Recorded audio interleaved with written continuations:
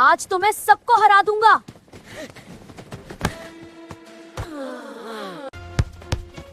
अरे अहमद, मैंने गोल रोक लिया। तुमने जानबूझकर किया। नहीं अहमद, ये गलती से हुआ। गलती? मैं तुमसे बात नहीं करूंगा।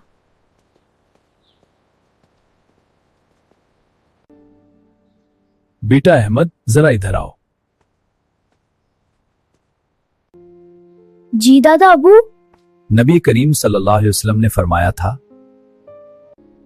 गुस्सा न करो। नबी करीम सल्लल्लाहु अलैहि वसल्लम ने ऐसा फरमाया? हाँ बेटा, गुस्सा शैतान से आता है। मैंने गलत किया।